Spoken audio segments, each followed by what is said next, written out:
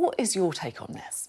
Well, the first thing to say is it's a very sad state of affairs. Obviously, one feels for Hugh in hospital, and one also feels for his wife and family. And I know Vicky as well, appeared on programmes she's produced, both of them excellent journalists, whose work I admire. My take, though, is there's going to be a lot of recriminations now. There are going to be people saying, well, the Sun should never have done the story. I would take the counter view. I would say that people such as yourself, such as ourselves, on television, who hold others to account for their behaviour, have to be prepared to be held account for behaviour, not just on the yardstick of criminality. I mean, there are a lot of people whose careers have been ended a long way short of criminality because it was felt that they were bringing the organisation which they represented into disrepute. So you don't think the yardstick should be what was illegal then? Because that is what some people are saying, right? They're saying that actually, look, nothing illegal has necessarily been done here. The police say that there's nothing to answer. No, I mean, I'm not saying these allegations are true, but on the face of what the Sun said, and the Sun didn't actually ever allege criminality, it says that a man approaching 60 paid large amounts of money to a young person under 20 for some sort of exchange of illicit material, and that subsequently he phoned that young person up and threatened them. Now, I think most people would regard that as fairly reprehensible behaviour. I'm not saying it's true. Even if the young person themselves says that nothing inappropriate happened? Well, as reported by The Sun, this young person is clearly a very vulnerable person who is, according to The Sun, someone who has a very serious drug problem. So I would have thought that what they say themselves is probably less reliable than what their parents have said in this case. And then we do have the interesting extra piece of information which the BBC put out yesterday, again, not alleging criminality, but alleging that the same presenter had made threatening phone calls to another young person. So all I'm saying is, I think this is behaviour which, if I'd done it or you'd done it, I think we would have been held to account by our employers. Do you think that presenters then, people in the public eye, if you like, but TV presenters in particular, should be held to a different standard then from the general public? Yes, there is this whole question of the right to privacy, but I think people who are in the public eye, and by definition, if you're presenting a news programme every night, you're in the public eye.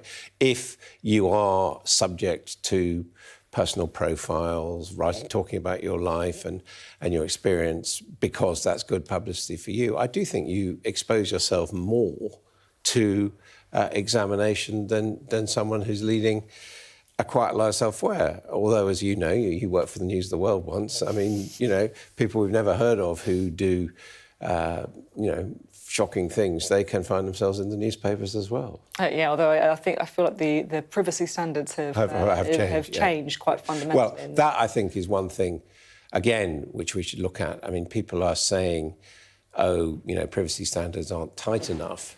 I would actually take the other view. I would say that the whole business of The Sun not being able to name this person and still us not really knowing the full details of what went on has resulted in a kind of legal standoff over 5 days, which has damaged everybody, including Hugh.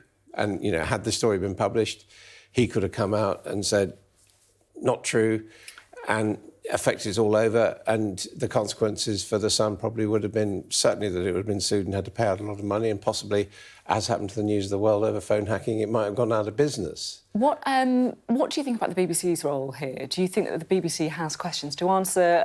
I guess that in their defence, they would say that they did try to contact the parents of the...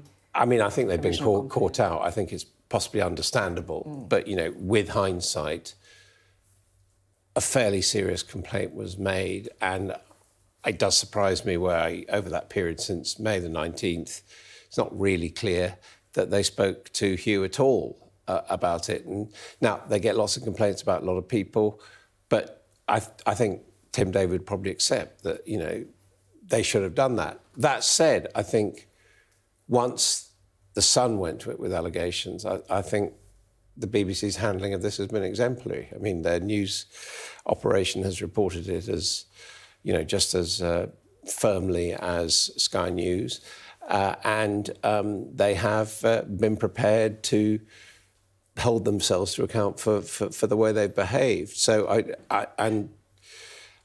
that one interesting thing yesterday, one of the things which sort of tipped this case was the decision of the BBC to tell us about the second young person who allegedly was, or they say they had evidence that he had been phoned by, with the person we now know as Hugh, and there was some kind of coercion in those exchanges. We don't know the exchanges, and also...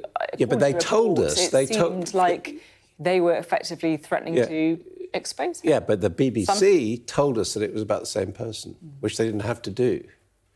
And that seemed to me that, that showed a certain amount of impatience within the corporation. What would you say to some people who think, look, this is a gross invasion of privacy, this is a guy who is now in hospital with mental health issues, his family's life had been ruined, The Sun is an organisation that is always gunning for the BBC, and of course you, Adam Boulton, are going to defend The Sun because you are also doing work for Talk TV and for Times Radio.